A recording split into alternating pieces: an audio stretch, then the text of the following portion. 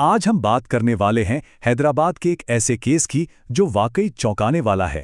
एक ऐसा मामला जो सोशल मीडिया के डार्क साइड को, उसके अंधेरे सच को हमारे सामने लाता है। सोचिए जरा, सोशल मीडिया पर आने वाली एक सिंपल सी फ्रेंड रिक्वेस्ट कैसे ब्लैकमेलिंग तक पहुंच सकती है। सुनने में अजीब लगता है ना, पर यही सवाल इस पूरी कहानी के सेंटर में है। तो चलिए देखते हैं कि ये सब हुआ कैसे। तो सबसे पहले जो सबसे बड़ी खबर है वो ये कि हैदराबाद पुलिस ने एक बड़े गैंग का भंडाफोड़ किया है।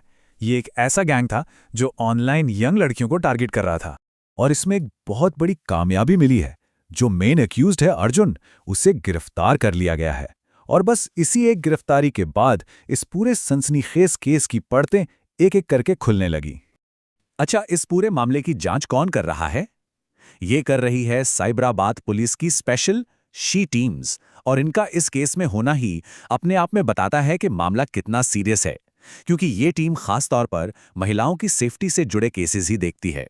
तो चलिए अब जरा इस शिकारी के डिजिटल ब्लूप्रिंट को डीकोड करते हैं कि आखिर ये खतरनाक प्लान, ये पूरी स्कीम काम कैसे करती थी, बिल्कुल स्टेप बाय स्टेप। देखिए, ये कोई रैंडम क्राइम नहीं था। ये एक प्रॉपर 5 स्टेप का प्लान था। स्टेप 1, इंस्टाग्राम पर लड़कियों को टारगेट करो। स्टेप 2, ऑनलाइन दोस्ती बढ़ाओ। फिर मिलने का प्लान बनाओ। और यहीं पर आता है चौथा स्टेप, मुलाकात के दौरान चुपके से उनकी तस्वीरें और वीडियो बना लो। और आखिरी स्टेप, उन्हीं तस्वीरों और वीडियोस के दम पर ब्लैकमेल करो और पैसे मांगो। मतलब हर एक कदम पूरी तरह से कैलकुलेटेड था। और ये मुलाकातें कहाँ होती थी? जुबली हिल्स जैसे पॉश इलाकों में, या फिर शहर के जाने माने पब्स में। अब ऐसा क्यों? मकसद बिल्कुल साफ था, एक ऐसा माहौल बनाना जहां सब कुछ नॉर्मल और सेफ लगे, ताकि विक्टिम को जरा भी शक ना हो। अब ये गैंग इतना कामयाब कैसे हो रहा था? इसका राज छिपा है उनके टारगेट सिलेक्शन में। वो अपना शिकार बहुत ही सावधानी से चुनते थे। तो कौन थे इनके टारगेट? निशाने पर थी माइनर लड़कियां, वो भी अच्छे अमीर घरों से। और खास तौर पर उन लड़कियों को चुना जाता था जिनके पेरेंट्स या तो शहर से बाहर रहते थे या फिर विदेश में। ये एक सोची समझी चाल थी, उनकी वल्नरेबिलिटी का, उनके अकेलेपन का फायदा उठाने की। और इस कहानी में एक और एंगल है जो इसे और भी ज्यादा कॉम्प्लिकेटेड बना देता है।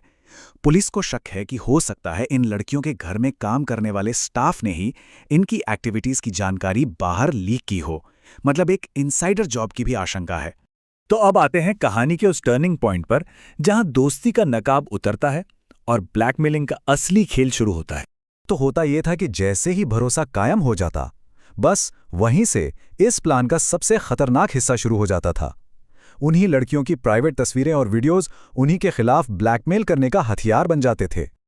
और ये कोई छोटी मोटी ब्लैकमेलिंग नहीं थी। बात सिर्फ डराने धमकाने तक नहीं थी। इस गैंग ने विक्टिम से लाखों, जी हां, लाखों रुपए वसूले थे। असल में तो यही इस पूरी साजिश का मेन मोटिव था। तो आखिर में ये समझना बहुत जरूरी है कि ये सिर्फ हैदराबाद का एक केस नहीं है। नहीं, ये एक बहुत बड़ी और लगातार बढ़ती हुई प्रॉब्लम का एक छोटा सा हिस्सा है। यहां तक कि हैदराबाद पुलिस के अधिकारियों ने भी साफ कहा है कि यह सोशल मीडिया के जरिए बढ़ते अपराध का एक बड़ा उदाहरण है। ये एक सीधी सीधी वार्निंग है कि सोशल मीडिया अब क्राइम का एक नया अड्डा बनता जा रहा है। ये पूरा केस एक कड़वी सच्चाई को आईने की तरह साफ दिखाता है कि डिजिटल दुनिया में जो शुरू होता है, उसके अंजाम, उसकी तबाही असल दुनिया में कितनी खतरनाक हो सकती है। और अंत में ये पूरी कहानी हमें एक बहुत ही जरूरी सवाल पर लाकर छोड़ देती है। एक ऐसा सवाल जिस पर हम सबको सोचने की जरूरत है कि इस ऑनलाइन दुनिया में हमारे बच्चे असल में कितने सेफ हैं।